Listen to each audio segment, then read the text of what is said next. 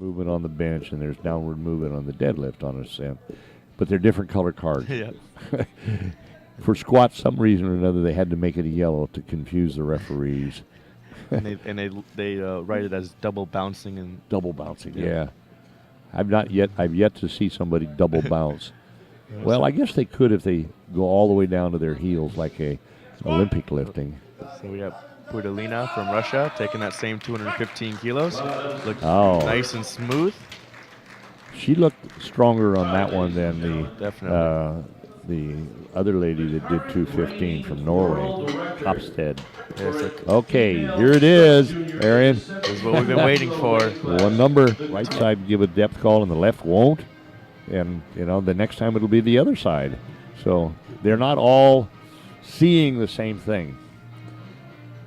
Yep, sometimes the referees might have to make adjustments by what the jury's telling them. But there's lots of variables going on. Sometimes if you don't see the lift, that maybe the spotter gets in the way, you have to give a white light. Even if it was high, you didn't know.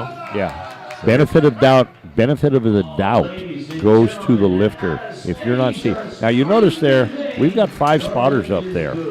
And in the men, anytime the bar load goes over 500 pounds, we have to have 5 spotters. And it makes it difficult for to stay there for a while unless she comes back and sets it herself. And she's another lifter that was very light. She weighed in at 66.68 kilos, so she hasn't even filled out her weight class yet. On a 72 kilo weight class. So she's sitting here 6 kilos under. Yeah. And still crushed the world 14 record. pounds. She gave away 13 pounds and still crushed the world record. Yeah. So here's our heaviest squat of the session, 235 kilos, 518 pounds. Oh, and that looked easy. Wow. She destroyed that one. Yeah, 3 white lights. And ladies and gentlemen, that completes the squats for the women 72 kilo junior and sub-junior here in Orlando, Florida. We're going to take a... From Russia? In that context, think about this. Stephanie Kruger here is opening almost as heavy as the junior. Yes. And yet she's only 17 years old. Yes. She's, depending on when her birthday is, whether or not her birthday is this year or next year, she may have another year as a junior. Oh. So she's another one who fell out of the bubble, as Bill says. Or the groove, whichever way you choose to phrase it. She went back to the face a little too fast, couldn't keep her elbows underneath it. Yeah. Had she kept... Her elbows have to flare so the elbows stay underneath the bar. Had the heaviest bench, but she missed it on her opener. See if she'd come back and get it on her second attempt. If I recall, I think she got out of the bubble on that one. So... Just needs to execute. Just needs to make sure she keeps it in control. One thing you'll notice that a lot of the women have a much wider foot placement than the guys do, although she has a fairly narrow one. She gets that easy. Yeah, I think that was just a foible on the first one. Yep. Yeah, that's she got out of the bubble. Yeah, execution.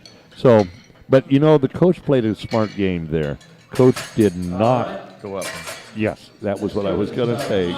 Yesterday, she actually had her feet so wide and so far back, she was touching the safety stand supports.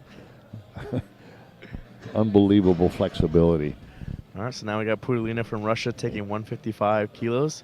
She had the heaviest squat. Now she's trying for the heaviest bench press. Take the gold medal back from Kapstad. And she took a 7.5 kilo jump.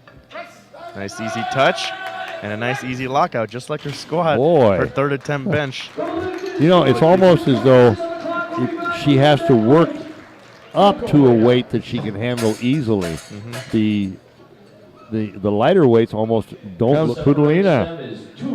So her attempts in squat looked easy. Her attempts in bench press looked easy. Now she's 2.5 kilos behind on these opener deadlifts behind Kapstad. So we'll see if she can gain some ground, take the gold. See whether or not those were realistic. That's a nice easy lockout. That's a fairly easy looking deadlift. I think that I would say that her coach is going to make a fairly significant jump. Yeah. I could see a 10-kilo jump. At least. Okay, now we're going to go to Capstead, as Arian was just performance at all. Yeah, I think she's not disappointed in herself. She's a little upset at, as you said, the platform. So here goes Putilina from Russia. She took the 10-kilo jump to 180 kilos, trying to battle it out for that gold medal in the total. The opener looked nice and easy. Another easy lockout right there. Yep. In a way, 10 kilos, that was somewhat of a conservative jump, but, she didn't look dominant in that one like she did in the bench and the squat. Yep. And as we mentioned, now if they make this 5-kilo jump, Capstead will have to go up from her second. And to have the pressure it'll on. Force Capstead. The lifter that lifts first has a slight disadvantage because you're not in a position really to force the lifter behind you as much. Although that's going to do a pretty good job of it. That's a good lift. Let's see what Capstead has to do to follow it. So Capstead's putting the change in. She's going to drop down to 205, I believe, is what she needs. There's the change to 205. So being the heavier lifter, being the heavier lifter, you get to see exactly what you need to win, but also the pressure.